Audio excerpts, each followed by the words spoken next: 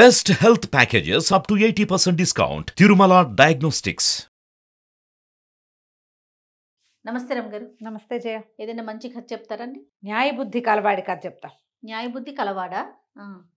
న్యాయబుద్ధి కలవాళ్ళు కనిపిస్తారు కదా జయ. కనిపిస్తున్నారా రమ్ గారు ఈ రోజుల్లో? ఏమో నాకు కనపడతారు జయ. కనిపిస్తారా? నిజమే రమ్ గారు. నిజం. ఓ సూపర్. అయితే మీరు ఇంకా అసలు సూపర్. నేను సూపర్ అంటే నాకు మంచి కూడా సమాజంలో న్యాయబుద్ధే ఉంది. మంచి సమాజంలో ఉన్నారు మీరు. నేను కూడా న్యాయబుద్ధిగానే కలిగి ఉంటాను జయ. సాధారణంగా ఎందుకు మనం ఉన్నా కూడా మనకు అలాంటి వాళ్ళు కనపడరు కదా, కానీ నాకు కనిపిస్తూనే ఉన్నారు. లేకుండా ఏం లేదు, మరీ దేశం గొడ్డుపోలేదమ్మా అంత. అంత గొడ్డుపోలే, అంత దుర్మార్గులుగా ఏం లేరు. మంచివాళ్ళు బోళ్ళంత మంది ఉన్నారు. న్యాయంగా పోదాం కనీసం మన వరకు అయినా సరే. ఖచ్చితంగా ఉన్నారు రమ్ గారు. ఉండబట్టే ఇంకా రేపు అనేది వస్తుంది మనకి. ఇంకా ఉంది లోకం. అంతే కదా. ఇది తూర్పు చైనా కథ జయ. చైనీస్ స్టోరీస్ కొంచెం డిఫరెంట్గా ఉంటాయి. చైనా కథలు ఎందుకని అడగండమ్మా, హాయిగా వినేయండి. తూర్పు చైనాలో ఒక వ్యాపారస్తుడు ఉండేవాడట. ఆయనకి నూలు వ్యాపారం, అంటే మనం ఏమంటారు నూలు అంటే ఏమనాలి దాన్ని, నేత పనికి, క్లాత్కి గుడ్డ కావాల్సినటువంటి ఆ నూలుని అమ్మేవాడు అతను. మంచి వ్యాపారం, పెద్ద కొట్టు ఉండేది, దుకాణం బ్రహ్మాండంగా ఉండేది. వెనకాల ఇల్లు, ముందు దుకాణము ఉండేది, పైన ఇల్లు కింద దుకాణము అట్లా ఉండేది. చాలా కాలం ఆయనకి పెళ్ళవల. ₹1,00,000 ఉండి ఏం ప్రయోజనం, పిల్ల పీచా అనేవాడు. ముందు ఏదో పెళ్ళైతే భార్య చనిపోయింది, అని పిల్లలు కలగల. అయితే ఆ చుట్టాలు ఈ చుట్టాలు పెళ్ళిళ్ళ పేరక్కలు బోళ్ళంతమంది కనిపిస్తారు. చైనా కథల్లో పెళ్ళిళ్ళ పేరక్కలు ఎక్కువగా ఉంటారు. అవును అవును. చైనా సినిమాల్లో కూడా, చైనీస్ మూవీస్లో ఆడవాళ్ళు పెళ్లి సంబంధాలు చెప్పేవాళ్ళు కనపడుతూ ఉంటారనమాట. ఈ పేరక్కలు ఏమన్నారు, పెళ్లి చేసుకుంటానంటే చెప్పు, నువ్వు చేసుకుంటానని చెప్పు అంటే ఎవరో ఒకళ్ళు చేసుకుంటానన్నాడు. వీళ్ళు ఏం చేశారు, చుట్టుపక్కల ఊళ్ళలో పేద పిల్లని ఒకదాన్ని పట్టుకొచ్చి పెళ్ళికొడుకు కోటీశ్వరుడు, 40 ఏళ్ళు ఉంటాయని చెప్పారు. పిల్లని తెచ్చి పెళ్లి చేశారు, చిన్న పిల్లని. తీరా పిల్లకి పెళ్ళి అయ్యాక దానికి తెలిసింది వీళ్ళకి డబ్బులు ఉన్నాయి కానీ ఈయన చాలా ముసలివాడు, 60 ఏళ్ళు దాటిన వాడు. ఇంకేం చేస్తుంది, పోనీలే తినడానికి తిరగడానికి హాయిగా ఇల్లు బాకిలి అన్నీ ఉన్నాయి కదా అని సర్దుకు ఊరుకుంది చిన్నపిల్ల. అయితే దానికి కళ్ళు కొంచెం పెద్దవాటి ఇటు చూస్తూ ఉంటుంది అనమాట. అయితే ఏమైందట, ఒకనాడు ఆయన ఏదో బయటికి వెళ్ళాడు, ఊరు వెళ్తే పని మనిషి, ఇంట్లో పని లేదు, మగవాళ్ళు లేకపోతే పనులుండవు, వంటలు అవి తక్కువ చేస్తారు. అవును. వాళ్ళ కోసం వచ్చేవాళ్ళు, వాళ్ళకి వీళ్ళకి టీలు కాఫీలు పెట్టడాలు హడావిడి ఉంటుంది. అసలు వాడు లేకపోతే ఎవరు రారు ఇంటికి, వాళ్ళకి వంట లేదు. వీళ్ళిద్దరు పని మనిషి ఆవిడ తేలిగ్గా ఏదో చేస్తూ తిన్నారు. ఎంతసేపు అని ఇంట్లో ఉంటామమ్మా, పదండి బయటికి పోతాం అని తీసుకొచ్చింది. బయటికి వెళ్ళొచ్చు అంటే ఏం పర్వాలేదు, చక్కగా మంచి బట్టలు కట్టుకొని మేలు మూసుకేసుకుని వెళ్దాం మనం అని చెప్పి బయటికి తీసుకొచ్చింది. పైనుంచి కిందకి దిగొస్తే కింద దుకాణం ఉంది. దుకాణంలో 2 కుర్రాళ్ళు ఉన్నారు. ఒక పాత గుమాస్తా, ముసలి గుమాస్తా, ఒక పడుచు గుమాస్తా. వాళ్ళిద్దరిని పలకరించింది. యజమానురాలని నమస్కారాలు చేశారు, యజమానురాలకి దండాలు పెట్టారు, కొత్త యజమానురాలకి. అక్కడి నుంచి ఆవిడ, మీకు అన్నీ సాగుతున్నాయా, బాగా కుదురుతుందా, పని బాగుందా, మనకు వ్యాపారం బాగుందా, మీకు డబ్బులు సరిపడా వస్తాయా, పండగలకి డబ్బులు ఇస్తున్నారా అని కనుక్కొని పైకి వెళ్ళి ఏం చేసింది, చెరుకో బహుమానం, చెరుకో కాస్త చిన్న మూట డబ్బులు పట్టుకొచ్చింది. పెద్ద గుమాస్తాకి ఒక 10 కాయిన్లు, చిన్న గుమాస్తాకి ఒక 10 కాయిన్లు ఇచ్చేసరికి సరే కాయిన్లు చూసుకున్నారు. ఒకళ్ళ కాయిన్లు ఒకళ్ళు చూడాల. యజమానురాలు వీధిలోకి వెళ్ళిపోయింది పని మనిషిని తీసుకుని. తర్వాత చిన్న గుమాస్తా చూసుకున్నాడు. ఈ అమ్మాయి ఒక తేడా చేసింది. పెద్ద గుమాస్తాకి 10 వెండి కాసులు ఇచ్చి, చిన్న గుమాస్తాకి 10 బంగారు కాసులు ఇచ్చింది. వీళ్ళకి తెలియలే. పెద్దవాడు రెండో వాడికి కూడా 10 వెండి కాసులు అనుకున్నాడు, చిన్నవాడు పెద్దవాడికి కూడా బంగారు కాసులేనని భావించుకున్నారు. ఇద్దరు ఈక్వల్ అనుకున్నారు. అక్కడ కొట్టుకి కాపలా ఉండాలి, వంతుల వారీగా ఉంటారు. ఒక రాత్రి అతను, ఒక రాత్రి ఇతను చొప్పున. ఆ రాత్రి చిన్న గుమస్తాది వంతు, చాంగ్ వాడి పేరు. చాంగ్ రాత్రికి పడుకుంటే, అది పడుకునే టైంకి పని మనిషి వచ్చి తలుపు కొట్టేసరికి మరి ఏమిటి అంటే, పని మనిషి వచ్చి, నువ్వేమిటి రెస్ట్ తీసుకుంటున్నావా, ఇంటికి వెళ్తున్నావా, అదా ఇదా అని అడిగితే ఈ టైంలో ఎందుకు వచ్చావు, నీకు ఇక్కడ ఏం పని అన్నాడు. చిన్న యజమానురాలు, కొత్త యజమానురాలు నీకు ఇది ఇవ్వమంది అని చెప్పేసి ఒక మూట భుజం మీద నుంచి దించి చేతిలో పెట్టింది. బట్టలు ఉన్నాయి మీ అమ్మకి నీకు ఇద్దరికి. అసలు సంగతి మర్చిపోయానని బట్టల చాటు నుంచి ఒక వీసే బరువున్న వెండి ముద్దని చేతిలో పెట్టింది. నీకు బహుమతి ఇవ్వమన్నారని. వీడు తెల్లబోయాడు. రాత్రే నిన్న సాయంత్రమే ఈవిడ సాయంకాలము 10 కాసులు ఇచ్చింది, బంగారు కాసులు. ఈ అర్ధరాత్రి పూట ఈ బంగారం, ఈ వెండి సామాను, ఇవి బట్టలు పంపించడంలో ఆవిడ ఉద్దేశం ఏమిటో ఇతనికి అర్థం కాలే. పొద్దున్నే లేచి దుకాణం తాళం వేసి ఈ సామాన్లు మోసుకుని ఇంటికి తీసుకుపోయాడు. వాళ్ళ అమ్మకి చూపించాడు. అమ్మ మాట చాలా వింటాడు చాంగ్. వాళ్ళ నాన్న కూడా నూలు వ్యాపారం చేసేవాడు. ఆయన చనిపోయేసరికల్లా ఈ పిల్లాడికి వ్యాపారపు దక్షత లేక ఈయన దగ్గర చేరాడు, ఈ వ్యాపారస్తుడి దగ్గర. వాళ్ళ అమ్మ ఇవన్నీ చూసి, ఏమిట్రా ఇవన్నీ ఎవరిచ్చారా నీకు? వెండి బంగారాలు ఇవ్వటం ఏమిట్రా పనివాడికి? ఈ బట్టలేమిటి ఇంత మూట? ఓ వస్త్రం ఇస్తారు, నీకు 1 డజన్ జతలు నాకు 1 డజన్ జతలు ఇప్పించింది ఏమిటి? ఎందుకు ఇచ్చింది? ఎంత వయసురా ఆవిడికి? చాలా చిన్నదమ్మా. వెళ్ళొద్దు నువ్వు అక్కడికి, ఇదేదో ట్రాప్, నువ్వు చాలా ఇబ్బందుల్లో పడతావు నాయన, నమ్మక ద్రోహం అయిపోతుంది, ఈ ఆడపిల్లల్ని నమ్మకూడదు, నువ్వు మాత్రం వెళ్ళడానికి వీల్లేదంట. పనికి వెళ్ళలే వీడు. మధ్యాహ్నానికి పెద్దగా మస్తా కేకేశాడు. ఏమమ్మా ఏడి మీ పిల్లవాడంటే? మా వాడికి విపరీతంగా జలుబు చేసింది, లేచేలాగా లేడు, చాలా జ్వరంగా కూడా ఉంది, ఇప్పుడు పంపనంది. రోజు కబుర్లు వచ్చేవి, ఏదో ఒకటి చెప్పేది కానీ వెళ్ళనిచ్చేది కాదు. నువ్వు వెళ్ళొద్దు అంతే. వెళ్ళకుండా ఊరుకున్నాక క్రమంగా రోజులు గడిచినాయి. వాళ్ళు మొదట 10 రోజులు కబురు చేశారు, పని మనిషి కూడా వచ్చేది. జ్వరం అని కాళ్ళ నొప్పులని వాడిని చూస్తే నీకు అంటుకుంటుందని వీళ్ళమ్మ కుర్రాన్ని ఎవరికంటా పండించేది కాదు. వాడు ఇంట్లోనే ఉండేవాడు. ఆవిడిచ్చిన 10 రూపాయలు ఖర్చు అయిపోయినాయి, వెండి ఖర్చు అయిపోయింది.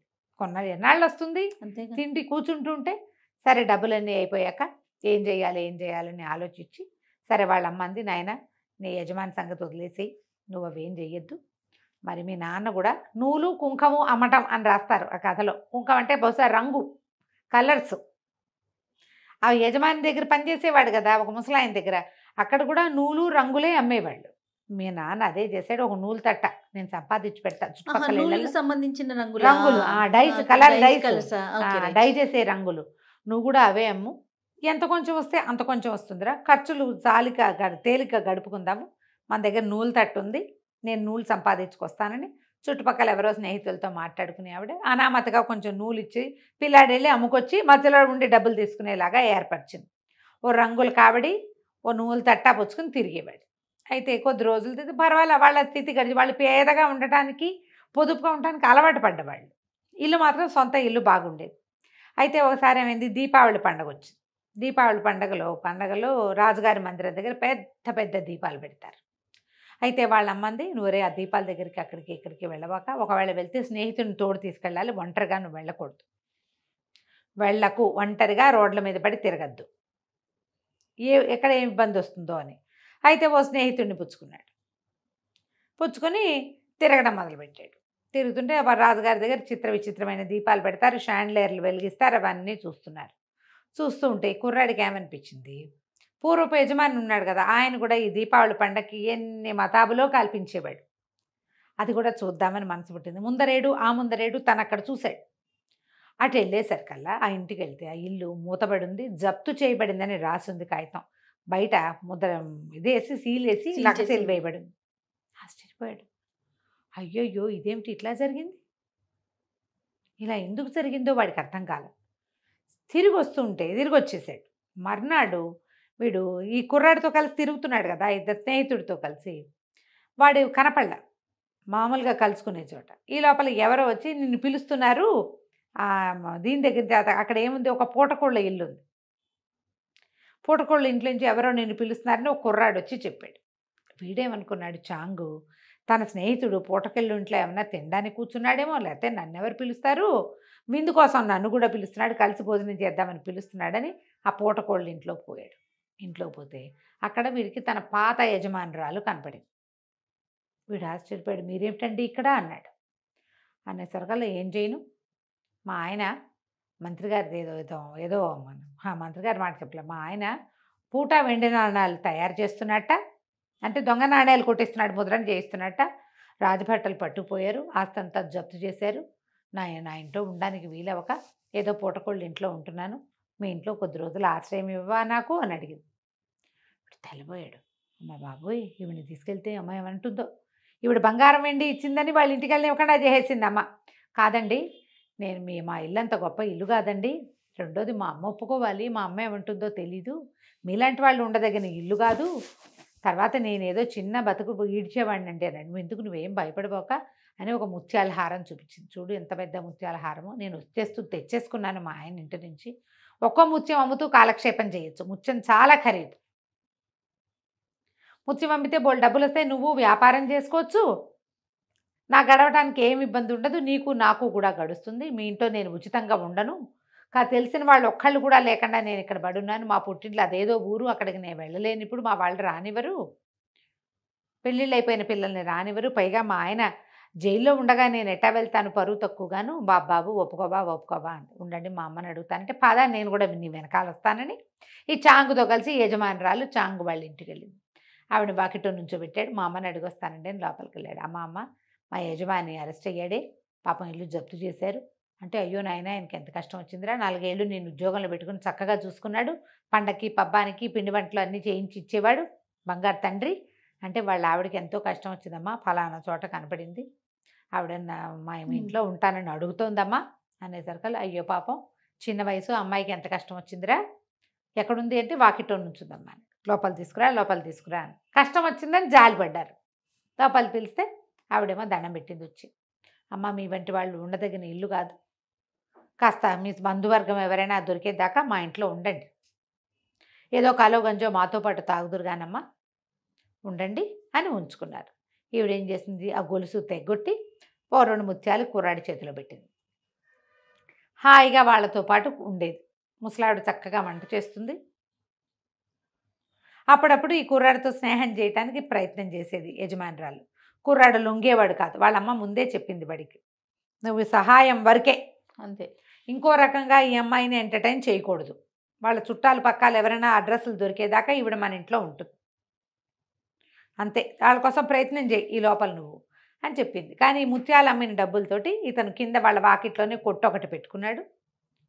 ఇతనికి కొట్టు పెట్టేసరికల్లా యజమాని తాలూకు పూర్వపరిచయాలు వాళ్ళు ఉంటారు కదా, వాళ్ళందరూ వీడి దగ్గరికి రావడం మొదలుపెట్టారు. బిజినెస్ బ్రహ్మాండంగా డెవలప్ అయింది.